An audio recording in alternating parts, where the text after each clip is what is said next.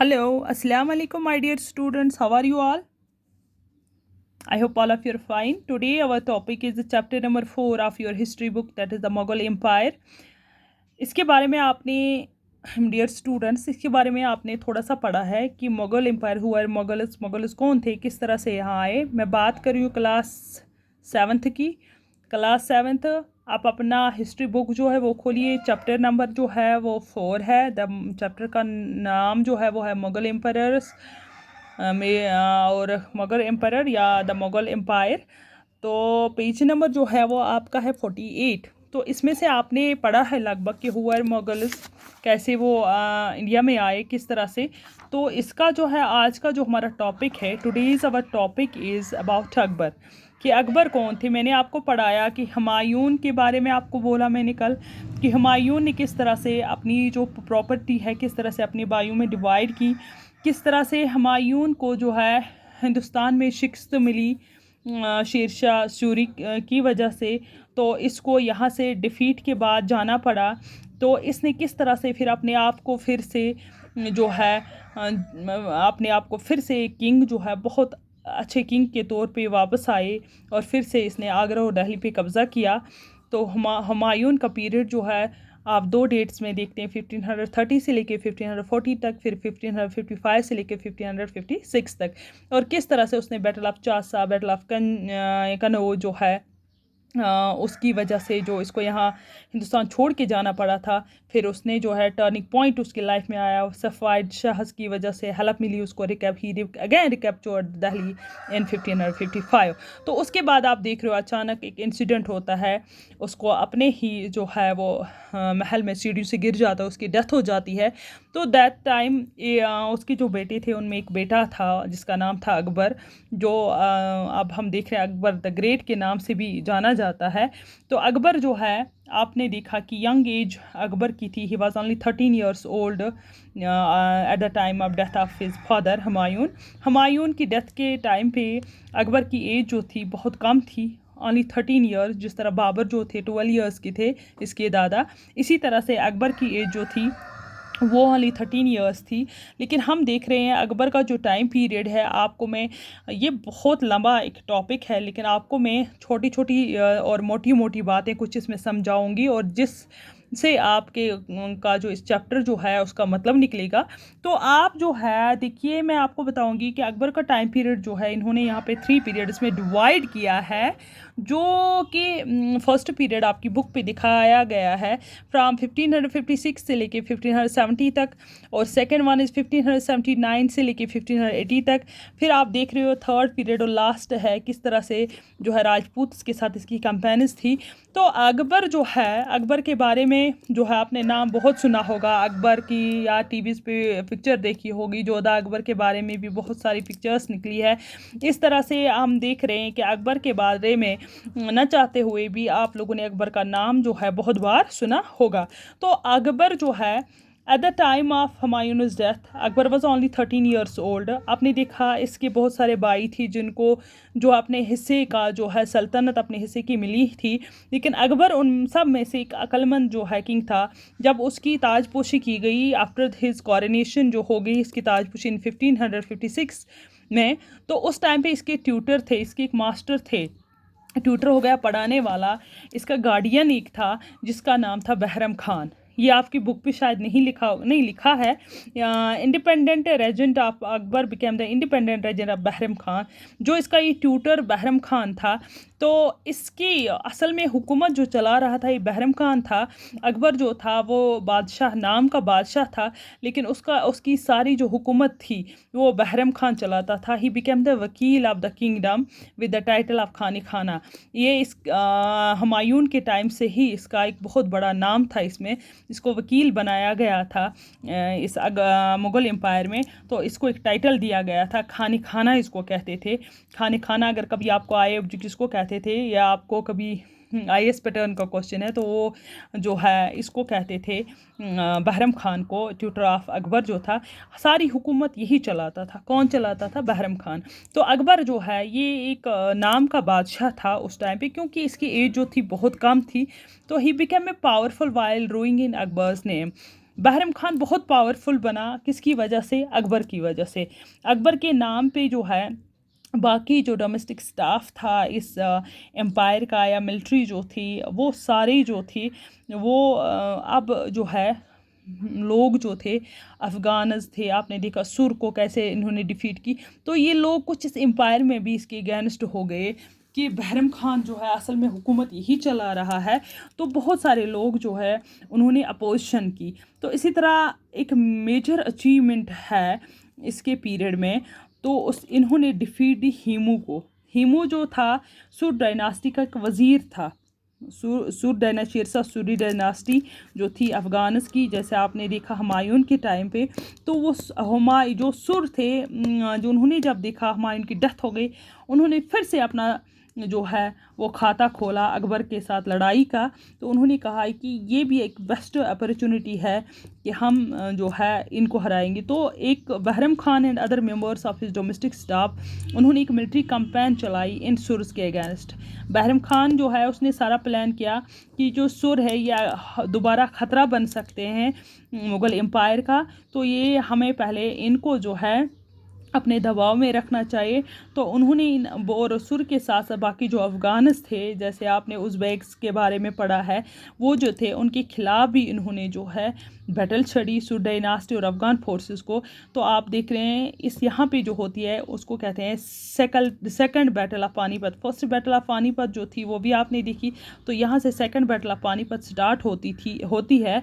तो ताकि ये जो है, क्योंकि ये जो सुरज और उज़्बेक्स थे और इसके खुद का ब्रदर जो था हाफ ब्रदर मिर्ज़ा हकीम जिसका नाम था, और वो उज़्बेक्स के साथ मिल गया, दे रिवोल्टेड अगेंस्ट अकबर। इन्होंने अकबर के साथ जो है रिवोल्ट किया, लेकिन अकबर जो है इसको गाइड किया बहरम खान ने।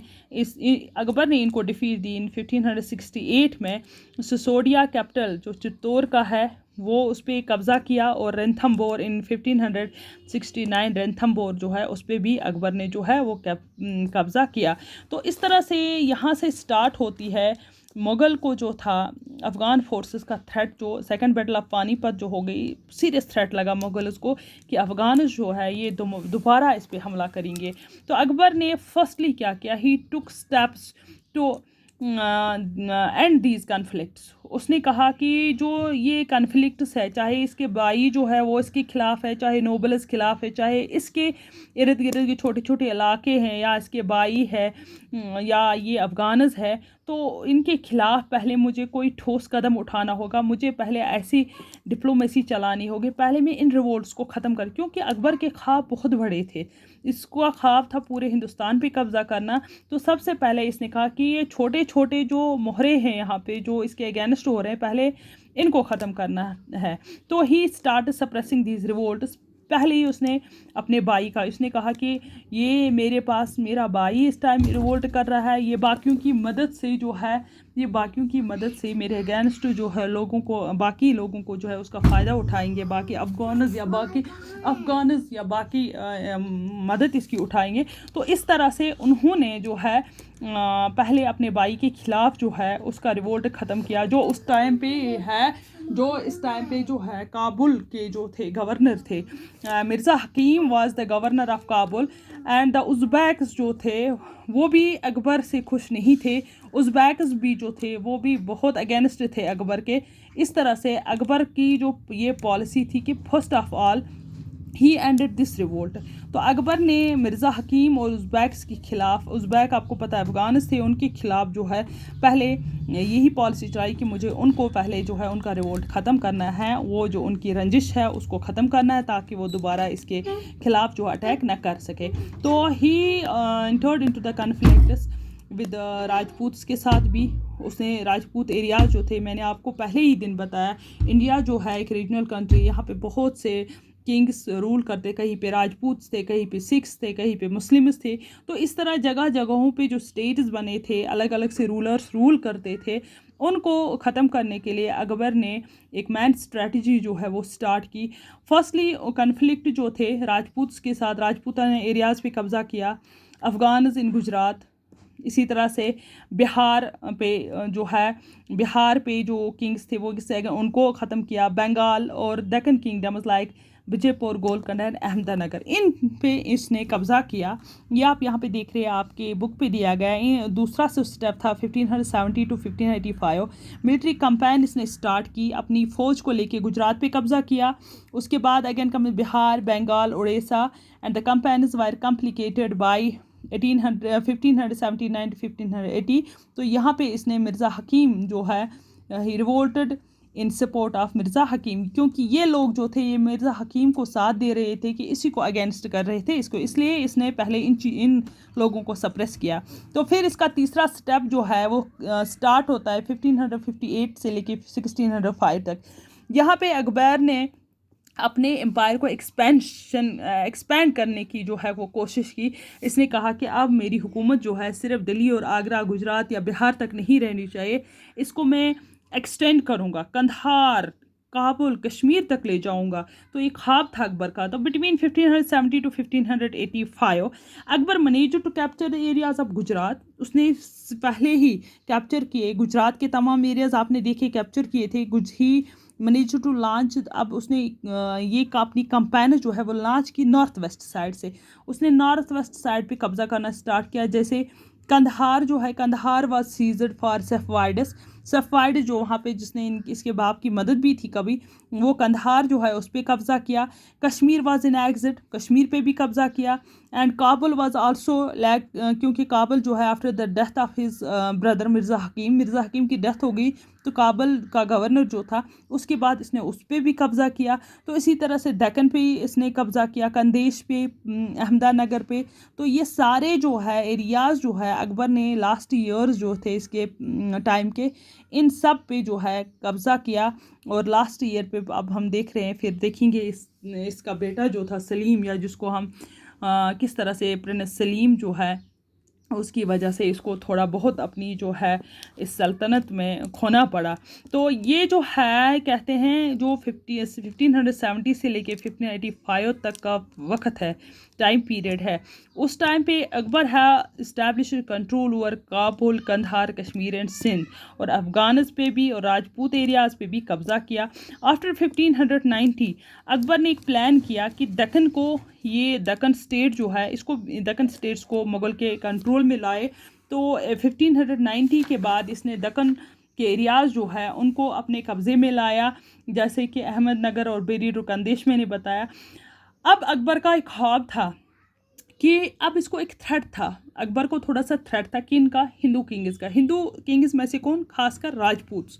तो इसने एक पॉलिसी अडॉप्ट की इन राजपूत्स का। आपने सुना होगा फिल्मों में जोधा अकबर के बारे में। तो जोधा बाई जो थी वो राजपूत किंग्स की बेटी थी, राजपूत किंग की। तो उस तरह से अकबर ने एक जो है अलायंस, मैरिज अलायंस की। उसने वहाँ पे जोधा के साथ शादी की और राजपूत्स को जो है अपने कंट्रोल में लिया। ये भी अकबर की एक पॉलिसी थी, किस तरह से वो राजपूत जो इसकी उस टाइम पे सबसे बड़ा थ्रेट था, क्योंकि राजपूत जो है ये उस टाइम पे अकबर को लग रहा था कि राजपूत का सबसे ज़्यादा खतरा है उसको। तो इस तरह से Akbar knew that he have to stable empire, he must control the large trades under Rajput kings. Akbar ने ये दिमाग में रखा कि अगर उसको एक बहुत बड़ा एम्पायर चलाना है, एक बहुत बड़ी हुकूमत चलानी है, तो उसको कंट्रोल में किन को रखना होगा, राजपूत किंग्स को। क्योंकि राजपूताना एरियाज जो थे, जो इसके टेरिटरी के इर्द गिर्द थे, ये एरियाज़ जो थे राजपूत्स के। तो इस तरह से इसने कहा अगर इन एरियाज़ को मैं कब्ज़े में लेता हूँ तो मैं, इसका मतलब है मैं जो है एक सक्सेसफुल जो है एम्पायर जो है वो इस्टेब्लिश कर पाऊँगा। इस तरह से इसने राजपूत्स को अपने साइड में कर लिया।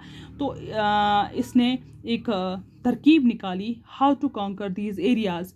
तो इसने अब कहा कि मैं इन पे अटैक नहीं करूँगा, अगर मैं इन पे अटैक करूँगा राजपूत जो है बहुत सारे ये भी अपोजिशन में उठेंगे। तो इससे अच्छा है कि Akbar try to win over the Rajputs. किस तरह से, दूसरे एंगल से। उसने क्या किया, अकबर ने, उसने इनके साथ लड़ाई नहीं की। अब अकबर ने इनको क्या किया, इन्होंने यहाँ से ही, अकबर ने यहाँ से इनको इन्विटेशंस भेजी, स्टार्ट की भेजना, राजपूत का दिल जीतना चाहा। He treated them as par with the Mughal nobility. उसने इनको बुलाया मुगल नोबल्टी में, इनको जागीर्स दी, इनको बड़े बड़े ज़मींदार्स बनाए। और सबसे बड़ी बात, इसने he by marrying Jodha Bai, daughter of Raja Bahri Mahal जो जयपुर के थे, 1562 में अकबर ने जोधाबाई के साथ जो है वो राजपूत का बाहरी महाराजा था उसकी बेटी के साथ शादी की। तो Akbar displays his secular policy towards Hindus. तो यहाँ से उसने हिंदूज़ के लिए सेक्युलर पॉलिसी की, क्योंकि बाकी किंग्स जो थे अपने रिलीजन को ज़्यादा तवज्जो देते थे। यहाँ पे इसने हिंदूज़ को जो है अपनी सल्तनत में लिया। यहाँ से इसने एक सेक्युलर पॉलिसी कि मैं हिंदूज़ का मज़हब जो थी उसकी भी रिस्पेक्ट की। अब हिंदुइज़्म को भी या राजपूत का जो मज़हब था उसको भी एक्सेप्ट किया। इवन कहते हैं ये जोधाबाई के साथ जो है अकबर जो था ये उसके साथ जो भी हिंदू फेस्टिवल्स होते थे उनको सेलिब्रेट करता है। जैसे आपने फिल्म में देखा होगा ये जितनी भी उसकी ये होती थी वर्शिप्स होती थी उनमें पार्ट लेता था। इस तरह से इसने इनका जो है दिल जीता और एक सेक्युलर पॉलिसी जो है इन राजपूत्स के साथ स्टार्ट की। तो मोस्ट ऑफ राजपूत किंग्स जो है उन्होंने अकबर की सुपरमेसी को एक्सेप्ट किया, अकबर की इस किंगशिप को एक्सेप्ट किया। इस तरह से हम देख रहे हैं कि ये जो मुग़ल एम्पायर है मुग़ल एम्पायर जो है इस तरह से अकबर ने एक बहुत वास्ट एम्पायर जो है वो मुग़ल्स का बनाया। तो अकबर की सुपरमेसी एक्सेप्ट करने के बाद अकबर जो है उसने बहुत सारी जो है जागीर जिनको वतन भी कहते थे वो इन किंग्स को दी एज असाइनमेंट वतन जागीर जो थी, लेकिन उनको हिमलेट नहीं किया, उनको जागीरदार्स बनाया। तो इसी तरह से फिर एक राणा प्रताप राजपूत किंग था जिसके साथ इसको लड़ाई करनी पड़ी, क्योंकि राणा प्रताप जो था वो अकबर की सुपरमेसी को एक्सेप्ट नहीं करता था, अकबर के किंगशिप को एक्सेप्ट नहीं करता था।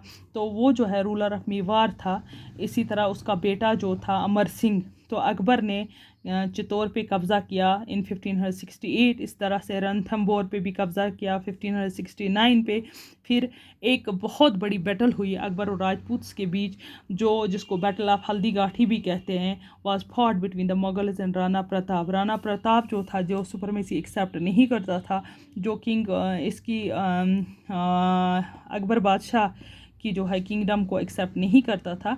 तो उसके साथ इसने एक बैटल जो लड़ाई लड़ी जो 1576 में हल्दी घाटी में रानी, अगर आपको कोई बताएगा बैटल ऑफ हल्दी घाटी किसके बीच बीच हुई तो बैटल ऑफ हल्दी घाटी जो हुई वो मुग़ल अकबर के टाइम पे अकबर बादशाह, और the battle of Haldi Ghati was fought between the Mughals and the Rana Pratap. तो इस तरह से जो है मुग़ल आर्मी जो है इसका जो लीडर बनाया गया मान सिंह जो है, मान सिंह ऑफ अमीर। मान सिंह जो था वो राजपूत था, उसको आर्मी का हेड बनाया गया और राणा प्रताप सिंह वाज डिफीटेड। अब राणा प्रताप सिंह को इसी ने डिफीट की। तो इस तरह से वो उसने इस स्ट्रगल को राणा प्रताप ने एक्सेप्ट किया और कंटिन्यू किया, लेकिन अपने आप को इसके अंडर सबमिट नहीं किया। तो ये एक सिस्टमैटिक पॉलिसी थी अकबर की कि किस तरह से वो अपने इस मिशन में कामयाब हो जाए, क्योंकि he wanted to brought almost the whole of India under his control. वो एक पूरे हिंदुस्तान को अपने कंट्रोल में लाना चाहता था and he want to give a definite shape to the Mughal empire. और इस मुग़ल एम्पायर को एक शेप देना चाहता, डेफिनेट शेप। वो कहते हैं ना कश्मीर टू कन्याकुमारी, वो इस इंडिया पे कब्ज़ा करना चाहता था। तो इस तरह से ये मैंने कुछ जो बातें हैं आपको जाननी ज़रूरी है, आपकी बुक में दी गई है, जो आप के सिलेबस में दी गई है। अकबर का टॉपिक बहुत लंबा चौड़ा है, लेकिन आपको इतनी ही बातें थोड़ी थोड़ी याद रखनी है, क्योंकि हमें मुग़ल एम्पायर जो है इतने सालों का वो आपको एक चैप्टर में कंप्लीट करना है। तो I think it is enough for today. Thank you so much.